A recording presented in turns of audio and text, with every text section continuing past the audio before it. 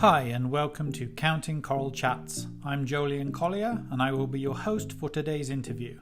Here at Counting Coral, we like to reach out and interview people from all walks of life. Some folks are about ocean conservation, and others can be marine biologists, scientists, and just your average person doing extraordinary things. We are always looking for people to join us in one of our chats.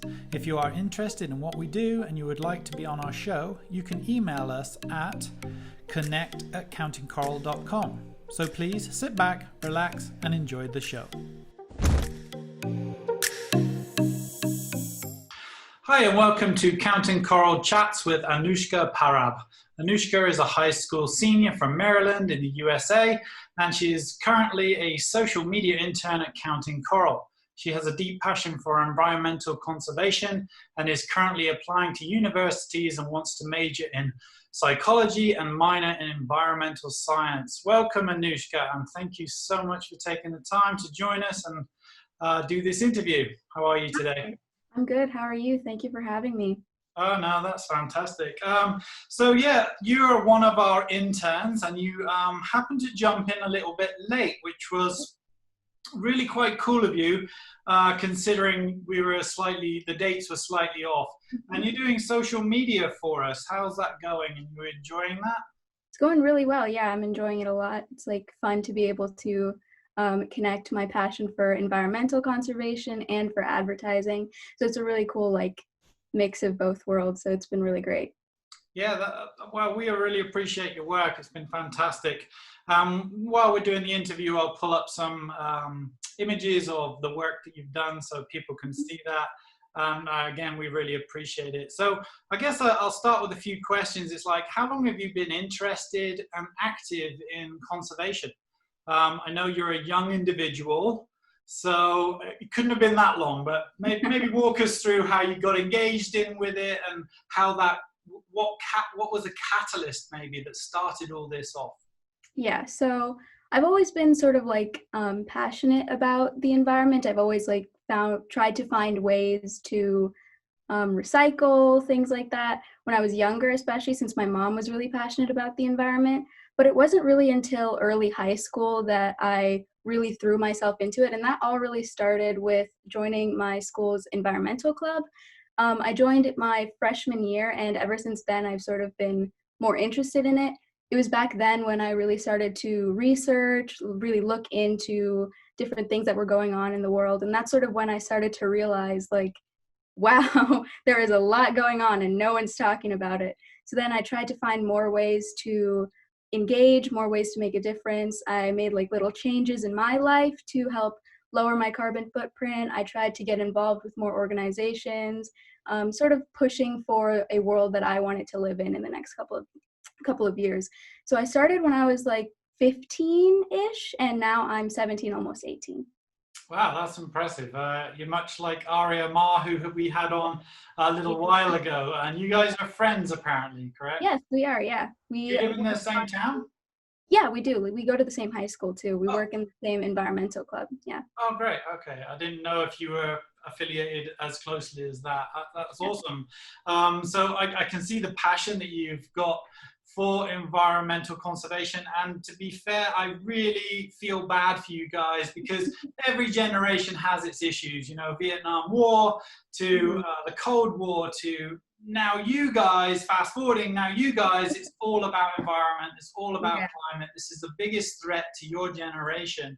Does that put a lot of pressure on you guys? And could you tell me, how do you guys converse? Is this something you talk about quite regularly? I know you're doing this with us and other organizations, so it's obviously in the forefront of your mind, but is it constant? Does it never leave you? Is it always there? Is it a stress that plays on you? For me personally, it's sort of always there ever since I follow the news really closely. I follow a lot of other organizations that are constantly talking about these things. And since I'm so immersed into it, it is sort of a constant thing for me, at least personally. And I constantly feel that stress, that guilt, oh my gosh, we only have 20 years. We have this much, we have to do this, we have to do that. And so for me personally, the stress kind of does take a toll on me. It's constant. But I think in my generation, it's sort of split. There's some people who are super, super passionate about it. And then there's also people that couldn't care less, which they definitely should care. Um, so I guess it really depends on the person, but in general, this generation's super like passionate about the environment more than many past generations as far as I've seen. A lot of adults that I've talked to will kind of just say like, "Oh, it's not that bad, it can't be that serious. We've been doing these things for centuries. We've been doing them for decades. What's the harm?" So it's kind of in that aspect, I think this generation is a lot better about pushing for that sort of change. So I think that stress is prevalent on a lot of us, at least. And yeah, I do talk about these sort of issues with my friends, at least, on a pretty often. Maybe not on a daily basis, but as much as I can, I try to advocate, I guess, through social media, my own personal social media, and with my friends. So there is that aspect of that. Yeah, I think because, it's much like technology. You guys have been born into technology, so it's been a constant in your lives. And same with climate issues. I think you were born into that dialogue for many years. This has been going on and trickling down into your consciousness. For me, this was going on 20 years ago. Mm-hmm. I was keenly aware of what was going on, and it plagued me for very many years. It was quite depressing, and then I had to put it down for a little while because of family and kids and all the rest of it, but it was always in the back of the mind. I could never ever get rid of it, and that's why I started counting coral and the conservation of coral and all that stuff. So I can only hope you guys are just going to explode in the next 5 to 10 years with this on the forefront. And I'm sorry that we've left you this pretty messy little situation. Yeah. But so you're involved with Counting Coral as a social media intern. What other organizations are you involved with? I know you've got a couple going with ARIA. Could you tell us a little bit about those other organizations?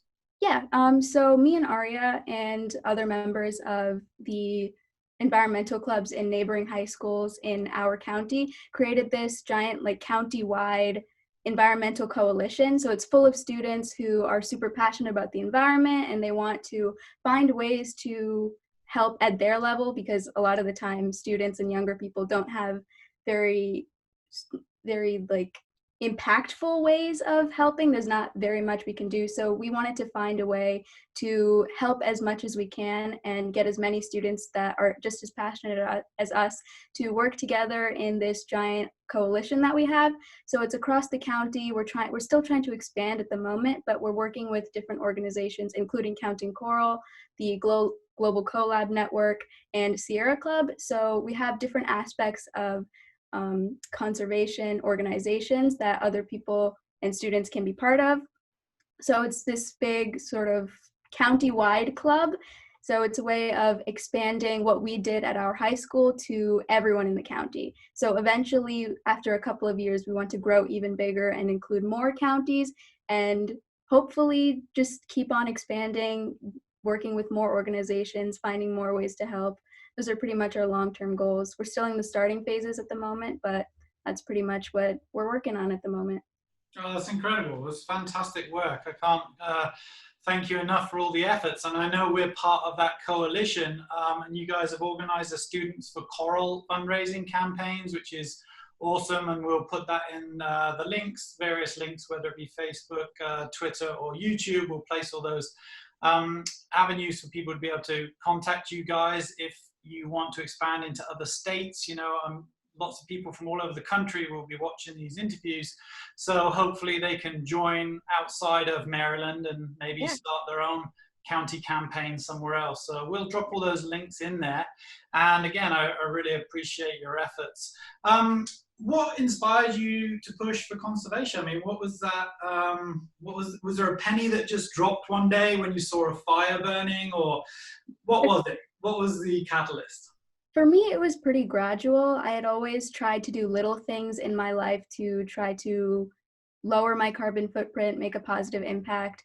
But sort of once I entered high school, when I started educating myself more on things that were going on in the world, reading news articles, reading books on how I could lower my negative impact on the planet, that's when I sort of really became passionate about it. And I started implementing little things into my life to try to lessen the impact.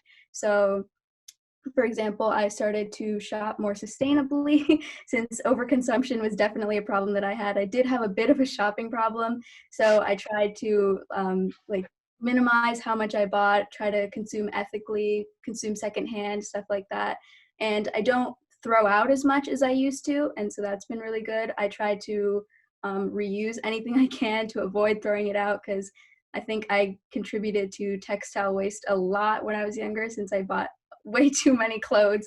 So I try to do that less now. I try to buy secondhand. I stopped using pesticides and stuff in my gardens. We only use bee-friendly fertilizers, since once I learned more about the declining bee population, I sort of became inspired to make changes myself. But another thing that I like to keep in mind is that it's not only up to it is up to every individual person, but it's big corporations and companies as well. They're just as responsible for the negative impacts on the planet as every individual person. So that's another thing I like to keep in mind. So yeah, that's sort of how I became inspired to really push for as much change as I possibly could. Out of all those things that you just said, what are you most passionate about? Obviously, I wouldn't say declining your clothing would be a passionate thing for a young girl your age, but obviously you're doing that. But what's the passionate thing you could maybe help other people understand how they could maybe drive their passion? So what is that for you? So I think one of the main reasons why people don't really pay attention to the climate issue or try to ignore it is sort of the aspect of like guilt that comes with it. They sort of, the more you immerse yourself into it, the more, like I think you mentioned as well, the more depressing it gets. So I think like educating people in how they can make those impacts and how it's not like it's very depressing to get into all these things. So I think if we are more positive in our approach, we would be able to get more people to sort of make those positive impacts as well. Since at the moment, while it is good to be super, how do I say, super aggressive about it in a way, it might be more helpful to sort of, you know, be more positive in the ways that we advocate to other people. So I guess that would be one of the ways that I would get other people to be more passionate about the environment. Yeah, I agree with you. We've had some discussions within our board of directors to try and orchestrate a correct approach to it. So there was a lot of ways that we could have created our content, and I've just finished editing an interview with a shark behaviorist. Her name is Christina Zanetto, and I had to put some unfortunate footage in there. I made a disclaimer to say, hey, this is pretty graphic, but the subject matter that we were talking about really needed that imagery. But when you're posting on Instagram, Facebook, Twitter, LinkedIn, all these places, we can't go with a baby seal being hit over the head, or dynamite fishing and watching thousands of fish come up to the surface, or cyanide fishing, or long line fishing. If we kept doing that, we would lose our audience because it's just too much. Mm-hmm. So if there was a young person sat next to you right now and they said, hey, I'd really like to, you've inspired me and I'd really like to take some action steps. As a young person speaking to another young person, how would you encourage them to just do some basic steps? And once you've got those basic steps behind you, you can then expand into larger steps. How would you approach that with a young person? And what advice would you give them as like a starting point? For younger people, I would say to sort of get involved at a smaller level, a more local level. I think about the quote, think global, act local a lot of the time. And for younger people especially, that's the best way to go. I think being involved in different organizations and volunteering with different organizations in your area is a really good way to start. Even just things as simple as recycling, taking shorter showers, small things, and maybe leading up to volunteering at a nature center in your area. I know in my county there's the Howard County Ecology Institute, and they work with kids a lot, and they pretty much just teach them where their food comes from. They teach them about bees, pollination, reasons why it's important to compost, recycle, things like that. So for younger children, focusing on positive impacts and small impacts that they can make is a lot more effective than sort of scaring people into becoming part of the environment, because then it sort of scares people away. Sometimes it can have the opposite effect. Yeah, you want to encourage people in baby steps. It's like teaching a young child how to ride a bike. You don't just throw them down a hill and go, good luck. Put some training wheels on there, maybe. So I'll ask you the same question. What advice would you give to an older person, some of your peers that may not be interested or not educated about it? How do you approach those topics with, say, your parents or uncles, aunts, whomever it may be of the older generation? Yeah, so with the older generation, I think you have to be even more patient, because I think this is sort of a generalization, but they can be a little bit more stubborn when it comes to making changes, because they've been in this sort of same routine for so many years that it becomes really hard to break. With children, it's a lot easier because you can implement these habits while they're younger, and then they take them with them throughout their life. Some things that I've talked to, at least personally with my parents, is small things that they can do. So I also told them to use less water. My dad is a huge gardener. He loves to garden. So I got him to not use pesticides and stuff like that in his garden. Stuff like that, just small little things, changes in their lives. And I send my parents news articles a lot of the time, news articles that will sort of like push them to be like, hey, this is what's going on. This is why we need to do this. Stuff like that. Just like small baby steps. It's pretty much the same with any person. You have to start small and then work your way up, because it's not going to work if you just threaten someone into, you have to do this, or our planet's going to die, everything's going to end. And while that is true, it doesn't always work for people who aren't already super passionate. So it works for both children and adults, the same. Yeah, pretty much. Basically. Pretty much, yeah. Anyone who's new. I've tried to instill fear in my age group of people. It never works. It doesn't, yeah. You've got to just take those gentle baby steps. And I come off as super crazy if I try to yell at people to do stuff. So I've tried to like sort of ease into it a little bit more now. Yeah, I found the subtle approach of sending articles quite effective, actually. Mm-hmm. Yeah. And then it's not coming from me; it's coming from a third party, like a third party verification. You know, they don't believe me, but they might believe CNN. Exactly. Well, Lil, I commend you for your efforts. I really appreciate that. So, as a young person, and I felt depressed, really, really depressed in my early 20s, because I was a scuba diver, surfer, ocean person, and I watched the oceans being, fish being raped from the sea and corals being destroyed. None of that's changed. It's still happening. Now, you're another generation 20 years later on. How do you deal with that pressure as a young person? I mean, there's a lot of guilt, fear, depression. How could you maybe help other people out to understand that, you can't help what's going on right now. You just can help what happens in the future. So you can be depressed about all the past, but you can't be depressed about the future. Is it depressing to you? How do you deal with it? It definitely is. Like, as you mentioned, really immersing yourself into it does bring that guilt. And that was really something that I experienced, especially last year, because I'd been involved in environment and also politics and just different things that were going around in the world. I tried to focus on every issue and everything at one time, and it really, really took a toll on me. I was constantly guilty, constantly depressed about things that were completely out of my control. And I think especially this generation has a huge, huge problem with that. And it comes from a good place. It comes from a place of wanting to help solve every issue in the world. But there's a point in which it sort of has an opposite effect on yourself.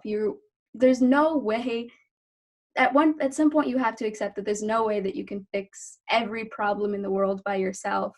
And sort of the first step of accepting that guilt and trying to jump out of that depressive state is by accepting that. One specific way that I sort of combated that is by focusing on one specific issue at a time. Sometimes it's better for your mental health just to ignore certain articles, ignore certain things. Not saying that you shouldn't stay informed, but try not to delve deep into every single thing. Try to focus on one problem that is your main focus, and sort of accept that you yourself can't fix every problem in the world. And sometimes it's better to just take care of your own mental health than to constantly beat yourself up for something that you have no control over. So yeah, I guess that's sort of the first step. There's no real way of getting rid of that guilt forever, because unless you see a positive future for yourself and for the planet, there's really no way to absolve yourself of that guilt. But these are like first steps on how to minimize it that I found helpful, and I've gotten a lot better with it since last year. Yeah, it's tough for you guys, and like I say, you've adopted pretty much a societal pressure at such a young age. It's quite depressing to even think you guys are having to deal with that, to be fair, because I have younger kids your age too that are now being brought up into that, and that's why I fundamentally went into conservation work full time. And one thing I could advise people to do is, it's much like, I'm going to use a very simple analogy, like you have a dish in the sink and you keep thinking about that dish and you're like, oh, I need to clean it up. It's really driving me nuts. As soon as you go and clean that dish, it's absolved, it's gone, it's finished, you've moved on. So I think the simple action step. Now, I think what people get a little bit tied up on is how that action step looks to them.